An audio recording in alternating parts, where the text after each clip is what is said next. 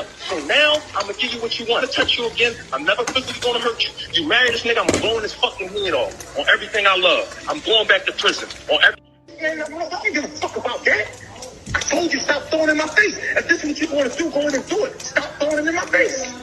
All right. I just left you 2 months ago. Stop throwing it in my face before I kill the nigga. Yeah.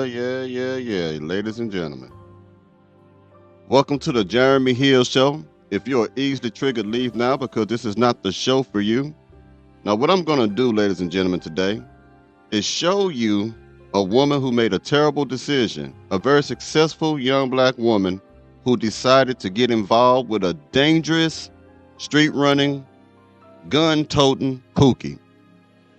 This woman was very successful at a very young age, in her 20s, flipping properties, owning businesses. But like most of our women in our community, was very attracted to the dangerous, toxic, bad boy.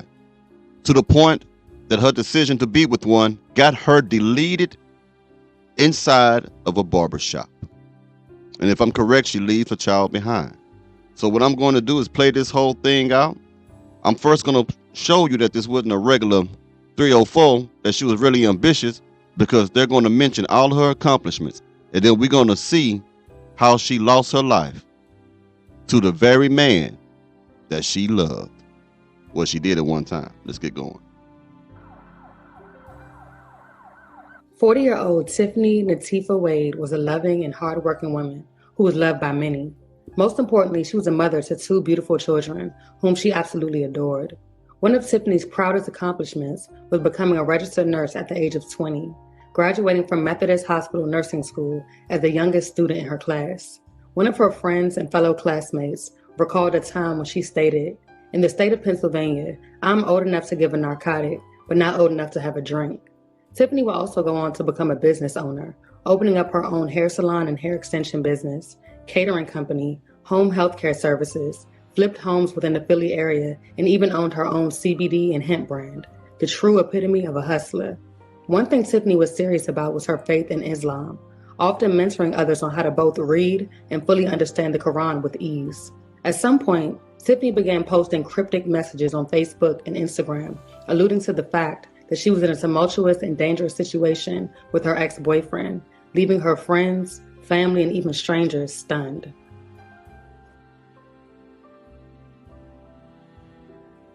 Now, some of these things, as you can tell, this wasn't a regular woman that just didn't want another life. This wasn't the type of woman that wanted the EBT card, SNAP benefits, just because she did not want to work. This woman made it happen at a very young age. All those different type of businesses that she owned, she was on a high level. If I'm correct, she probably making anywhere between 6 figures or more. I'd say at least 6 figures annually. You know what I mean? Now, you're going to see some text messages come up here that they're not going to read out. Now, I can't read some of the stuff they said because, YouTube guidelines, and this is an educational video. But we're going to keep playing it, and let's go ahead and keep going.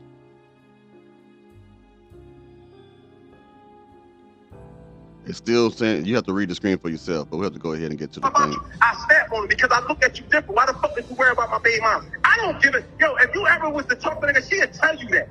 I would never talk to that bitch. That bitch ain't on my level. She ain't the fuck nothing to me, and she never been in my circle. She never been around me. I didn't know that bitch. And you've been bringing it up. So now I'm gonna give you what you want. To touch you again, I'm never physically gonna hurt you. You marry this nigga, I'm blowing his fucking head off on everything I love. I'm going back to prison on every. Man, I don't give a fuck about that. I told you stop throwing it in my face. If this is what you want to do, go in and do it. Stop throwing it in my face. All right. I just left you 2 months ago. Stop throwing it in my face before I kill the nigga. This is what I'm telling you because that's what my mindset. I will go. That is her ex-boyfriend, soon to be the leader, the one that's going to end her life. This woman had got with another man, about to marry another man, and he just couldn't move on from that. And it's going to go deeper. It's going to tell you some of the motivation why he took her life. Let's keep going. Us to be together, like I really do. Mm-hmm. Really do.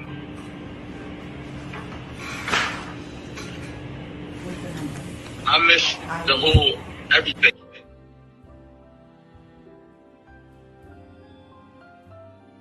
Text messages. Although many were aware of the chain of events that were unfolding in Tiffany's life, No one could have ever predicted that things would go down like this. Just before 2 p.m. on October 7th, Philadelphia police were called to a barbershop on the 2500 block of West Lehigh Avenue in North Philadelphia for reports of a shooting. Upon arrival, they would locate the body of an unresponsive adult female.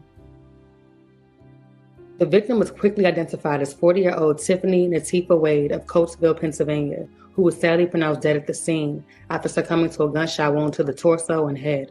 Based on witness accounts, the suspect was immediately identified as Tiffany's ex-boyfriend and father of her youngest child, 44-year-old Armand Hilton. As you can tell, that woman was a nice-looking woman. She was well-built and pretty. And this is the man that she wanted, that you're looking at. That's the thug that she wanted. And it gets even deeper. The plot will thicken as I continue. Hilton, who recently returned home from prison. It isn't sure exactly how long Tiffany and Armand were in a relationship or when they broke up. However, according to the Instagram page Philly Death Row, Armand, or Speedy, as many knew him as, was upset with Tiffany for several reasons. The post stated the following. Speedy said Tiff did him dirty because he put his properties under Tiff's name while he was incarcerated. Long story short, she married another person and Speedy lost his properties. Now, if that's true, she's wrong for that. If that's true, I don't know if that's part true or not, but he's claiming that if she put his properties when he went to prison in her name, and then she get married and then still kept the properties, that's on her. She helped to bring about her own early demise. You should have gave it back to that gentleman. But no, you think you know everything, don't you, Miss Lover of the Pookie? A look into Hilton's past will reveal that back in March in 2002, he was involved in the kidnapping of a 17-year-old teen male along with 2 other accomplices. The trio kidnapped the teen outside of an Olney store and held him for ransom overnight after finding out that the teen's family recently received $100,000 in a legal settlement. They called the family and threatened to kill the teen if the trio did not receive $50,000. They were instructed. So the Pookie that took her life was also a man who ran the street kidnapping people with friends. Tell me why a woman like her, who is so successful, who obviously had intelligence, still chose a street running Pookie, Ray Ray, Nook Nook. And if you look at that screen, it looked like Pookie, Ray Ray, and Nook Nook, all on that paper right there.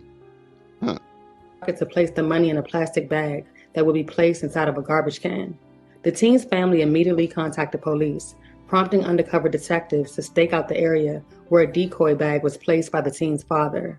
Shortly afterwards, one of the suspects would be spotted retrieving the bag, at which point they were chased down and arrested by police. The teen, who was tied to a chair with his mouth and hands bound, managed to escape out of a window and eventually flagged down police. All 3 were charged with kidnapping, robbery, conspiracy, and aggravated assault.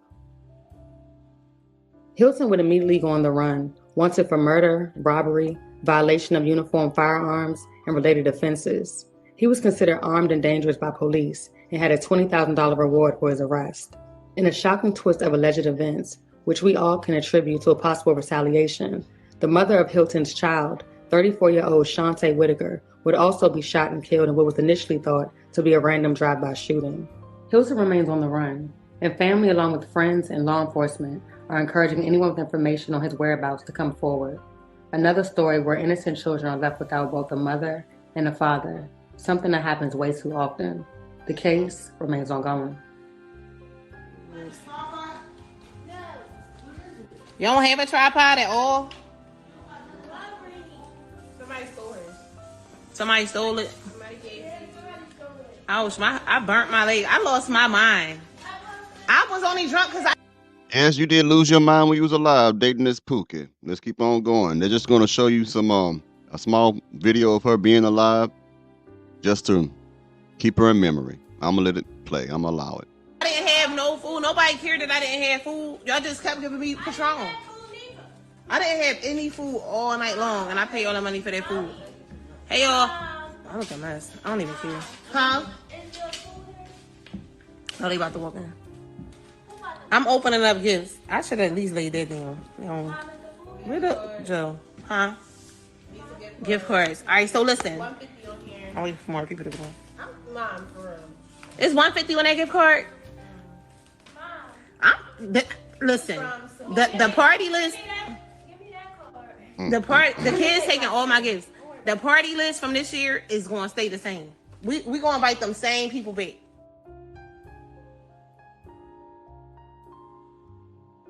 That is a terrible, sad story, but this is not uncommon. We see our black women, in my most humble opinion, choosing the wrong men all the time, losing their lives behind the wrong men, doing foolish things, losing their lives. But they don't want to really cover that, so I'll cover it. But you let me know what you think about this situation right here. I think it's a terrible loss in the community, especially a woman who was an entrepreneur who could have opened doors and probably did open doors for other young women and young men to get into that game, to give them jobs, to help them feed their families by giving them opportunities to be successful or teach them or to advise them, only to lose her life to a pookie because she didn't know how to pick men. That's the problem. Y'all women know how to pick the right education, the right careers, the right cars, the right Gucci bag, but you don't know how to pick the right men to the point that you might lose your life to the man that you think you love. She left behind a child and a man that was her husband, taken away by her ex-boyfriend, Nook Nook. I don't know what to tell you. See you soon. Also, I'm gonna have a live stream reaction video today to the Cheesecake Factory date. I have updates on that. I have an interview where the man sits down in front of an interviewer with the woman from the car who says she's too good for Cheesecake Factory, and I have other clips as well. And I also covered some of that today in one of my earlier videos, but it was so long I had to make a live stream today at 5:15 Central Standard Time. 5:15 Central Standard Time. Talk to you later.